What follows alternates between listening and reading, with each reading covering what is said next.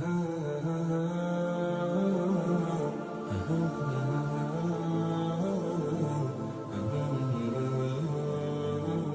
دیکھیے وہ غزہ کے مسلمان وہ ننھے ننھے بچوں کے اندر جذبہ جہاد، اللہ اکبر، ان کی باتیں، ان کے الفاظ آج 57 اسلامی ممالک کے اوپر تماشا ہے۔ کسی کے اندر یہ جرأت، یہ ہمت نہیں ہے کہ وہ اسرائیل کے خلاف بات کرے۔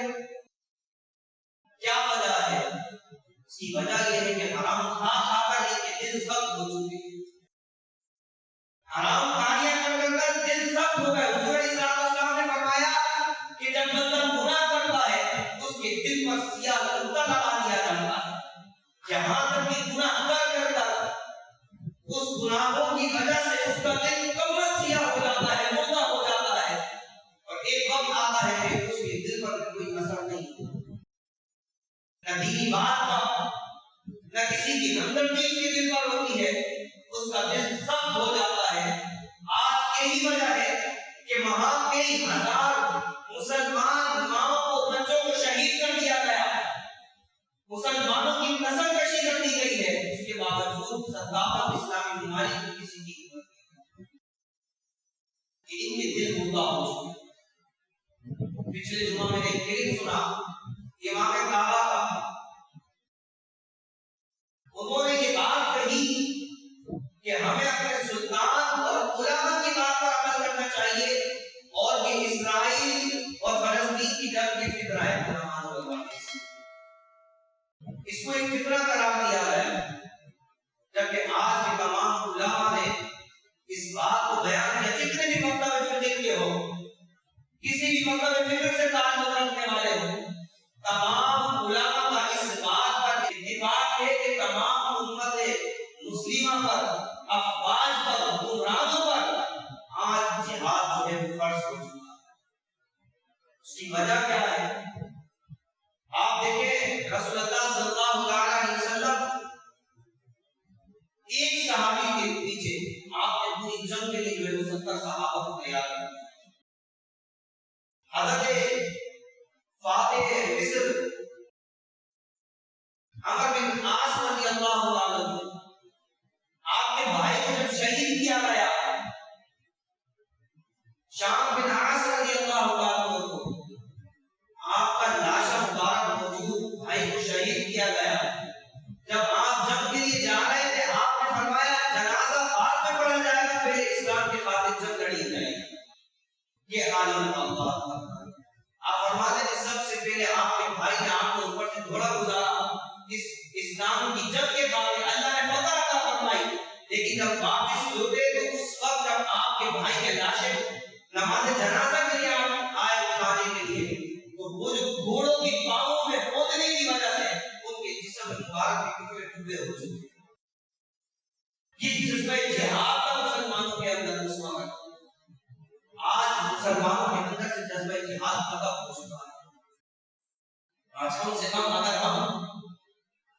جنگ کی طور پہ نہیں جا سکتے ان کے لیے ہم آواز کو بلند کر سکتے ہیں۔ سوشل میڈیا پہ لوگ کہتے ہیں کیا ہوگا سوشل میڈیا پہ آواز اٹھانے سے؟ آپ دیکھیں لوگوں نے بائیکاٹ شروع کیا، یہ بھی جہاد کا حصہ ہے۔ علم دین کے ذریعے بھی جہاد کیا جاتا ہے، علم دین بھی ایک جہاد کا حصہ ہے کہ لوگوں کو اس علم سے آگاہ کیا جائے، ان کے اندر جذبہ جہاد کو جو ہے وہ لوگوں کے اندر پیدا کیا جائے۔ آج لوگوں نے بائیکاٹ کیا، اس کا بڑا فائدہ ہوا کیونکہ یہ تمام مصنوعات جس کا پروفٹ بینیفٹ اسرائیل میں جاتا ہے، جس کی وجہ سے آج وہ بڑا طاقتور ہو چکا ہے۔ دیکھیے بڑا چھوٹا سا ملک ہے جسے کئی اسلامی ممالک نے تسلیم نہیں کیا، یہاں تک کہ عالمی سطح پر بھی جو ہے وہ اسے فاسد قرار دیا گیا ہے، انہوں نے قبضہ کیا ہے، انہیں رعایت نہیں دی گئی تھی رہنے کے لیے مسلمانوں نے، لیکن یہ بڑھتے گئے اور اس حد تک بڑھ گئے کہ آج کئی ہزار مسلمان انہوں نے شہید کر دیا۔ اور ہمیں چاہیے ایک جگہ ہم اظہار محبت بھی کر رہے ہیں، لیکن دوسری طرف اسرائیل کو سپورٹ کر رہے ہیں۔ اب ان کی پروڈکٹ مصنوعات کو خرید کر ان کو اس کا پروفٹ پہنچا کر جو ہے وہ انہیں طاقتور بناتے چلے جا رہے ہیں۔ خیبر کے موقع پر جب خیبر کے قلعے کا محاصرہ کیا تو رسول اللہ صلی اللہ علیہ وسلم نے فرمایا کہ یہودی بڑے طاقتور تھے، بہت مال تھا ان کے پاس، اس وقت بھی یہودی بڑے طاقتور تھے، بڑا مال تھا ان کے پاس، تو رسول اللہ صلی اللہ علیہ وسلم نے فرمایا کہ ان کا بائیکاٹ کیا جائے۔ ان کو بڑے باغات تھے ان کے پاس، اور بڑی اعلیٰ قسم کی اچھی کوالٹی کی جو کھجور تھی وہ ان کے باغات میں موجود تھی۔ رسول اللہ صلی اللہ علیہ وسلم نے فرمایا کہ آج کے بعد ان کی کھجور کوئی نہیں کھاتی۔ اللہ، یہ حالت تھا جب ان کا بائیکاٹ کیا گیا، مالی طور پر اسے کمزور کیا گیا۔ ایک وقت یہ آیا کہ انہوں نے بغیر جنگ کے، بغیر تلوار اٹھائے رسول اللہ صلی اللہ علیہ وسلم سے آ کے معاہدہ کیا، اور آپ کو بغیر جنگ کے جو ہے پورا علاقہ رسول اللہ صلی اللہ علیہ وسلم کے حوالے کر دیا۔ اس نتیجے میں فتح حاصل ہوئی، بائیکاٹ کے نتیجے میں۔ یہ دین اسلام ہمیں سکھاتا ہے کہ مسلمان کو چاہیے کہ آپس میں ایک دوسرے کو نفع پہنچائے، انہیں طاقتور کرے، اور کفار کے ساتھ جو اسلام کے خلاف کھڑے ہیں ان کا بائیکاٹ کیا جائے، ان کی مصنوعات کا بائیکاٹ کیا جائے، تاکہ وہ مالی طور پہ جب کمزور ہو جائیں گے تو مسلمانوں کے خلاف اپنا مال خرچ نہیں کر سکتے۔ آپ دیکھیں حضور اسلام کے زمانے میں کیا ہوتا تھا کہ اس وقت کے جو یہودی تھے، کفار تھے، یہ انتقام لینے کے لیے کہ ہم کسی طرح مسلمانوں کو نقصان پہنچائیں، انہیں شہید کر دیں، انہیں ختم کر دیں، باہر سے لوگوں کو پیسہ دے دے کے بلایا کرتے ہیں۔ ان کے اندر خود تو ہمت نہیں تھی، کیونکہ بدل میں وہ ہارنے کے بعد اس قدر ناکامی کے ساتھ ہوتے تھے کہ وہ پھر جانے کے بعد اپنا مال دیگر شہر والوں سے، یہودیوں کو، عیسائیوں کو بلاتے، جو غریب لوگ تھے انہیں اپنا مال دیتے، اور مسلمانوں کے خلاف لڑنے کے لیے تیار کیا کرتے۔ مسلمانوں کے خلاف اشعار کہلاتے، انہیں مال و دولت دیا کرتے تھے۔ اس وقت کے یہود اور آج کے یہود اسی طریقے تھے کہ آج سرکار اسلامی ممالک کے منہ بند ہیں۔ اس کی وجہ کیا ہے؟ وہ اپنی تجارت میں لگے ہوئے ہیں، وہ اپنے نفع اور پروفٹ میں، اپنے کاروبار کو چمکانے کے اندر لگے ہوئے ہیں، اپنے تعلقات اچھے کرنے کے لیے لگے ہوئے ہیں۔ یاد رکھیے گا کہ رسول اللہ صلی اللہ علیہ وسلم نے فرمایا، اللہ تبارک و تعالیٰ کا فرمان ہے کہ یہ یہود کبھی بھی مسلمان کے دوست نہیں ہو سکتے، یہ کبھی بھی مسلمانوں کے ساتھ مخلص نہیں ہو سکتے، کہ جتنا ہی دوستی کا ہاتھ بڑھا ہے، کہ جتنے ہی تجارتی معاملات میں اچھے ہو جائیں تمہارے ساتھ، حضور نے فرمایا کہ مسلمانوں کو دھوکہ دے کے یہ شروع سے کئی عقیدہ چلا آ رہا تھا۔ آپ دیکھیں جب رسول اللہ صلی اللہ علیہ وسلم نے ہجرت فرمائی، مکہ مکرمہ سے ہجرت کر کے جب مدینہ منورہ میں داخل ہوئے تو اہل قریش کے درمیان جو معاہدہ ہوا، اسی طرح جو مدینے کے یہود تھے، وہاں مدینے میں رہنے والے یہود تھے، ان کے درمیان رسول اللہ صلی اللہ علیہ وسلم کے درمیان جو معاہدہ ہوا، تو اس معاہدے کو جو توڑا وہ یہودیوں نے سب سے پہلے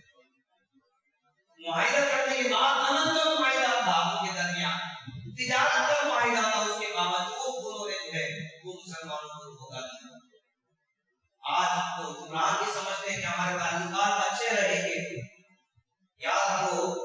اللہ تبارک و تعالیٰ نے فرمایا کہ اللہ کے نزدیک عزت اسی کی ہے جو دین اسلام پر چلے۔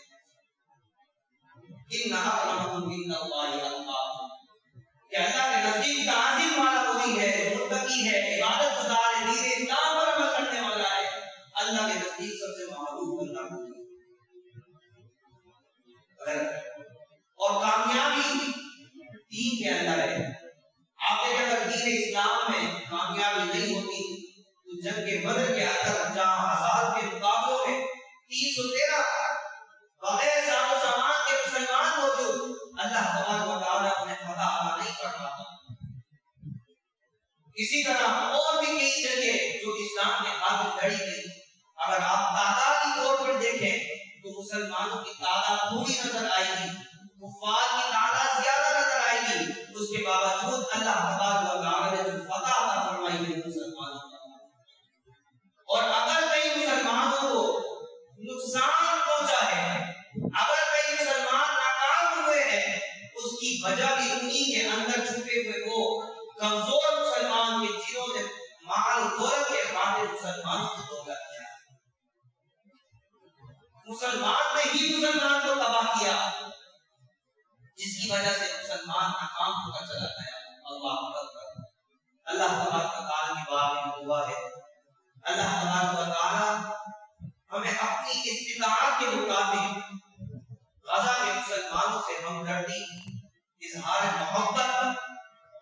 اسرائیل کے ساتھ نفرت کا اظہار کرنے کی توفیق عطا فرمائے۔ اس وقت کے آپ سب کے ہم سب کے ایمان کا حصہ ہے، کیونکہ ہم جہاد کو فرض آج کی حکومتوں پر، آج کی جو افواج ہے خود پر، کیونکہ جب مسلمانوں پہ اس قدر ظلم و ستم کیا جاتا ہے تو سب سے پہلے اس ملک کے مسلمانوں پہ جہاد فرض ہوتا ہے، پھر اس ملک کے ساتھ ارد گرد رہنے والے اسلامی ممالک سرحدیں ان افواج کے اوپر جو ہے وہ جہاد فرض کر دیا جاتا ہے، پھر اس کے ساتھ اثرات کرتے چلتے آگے چلتے چلتے یہاں تک کہ تمام امت مسلمہ پہ ایک وقت آتا ہے جہاد فرض ہو جاتا ہے۔ آج وہ وقت ہے کہ تمام امت مسلمہ پہ جہاد، لیکن ہم اس حکومت کے پابند ہیں کہ ہم اس سے نہیں جا سکتے۔ حکومت اگر اعلان کرے کہ مسلمانوں میں آج بھی جذبہ جہاد موجود ہے کہ چلنے کے لیے نہیں آ، لیکن آج کی حکومت، آج کی افواج کے اوپر یہ فرض بنتا ہے کہ انہیں چاہیے کہ وہ جہاد کا اعلان کرے۔ اگر وہ جہاد کا اعلان نہیں کر سکتے، کم سے کم غضب کے ساتھ اظہار محبت اور کم سے کم حق بات کو بیان کرے کہ اسرائیل کو، جو اسرائیل آج مسلمانوں پر ظلم کر رہا ہے، اس کو ظالم کو قرار دیں، الگ اعلان اس کو ظالم تو کریں۔ کتنی ہمت کی جو ہے مسلمانوں کے اندر سے اللہ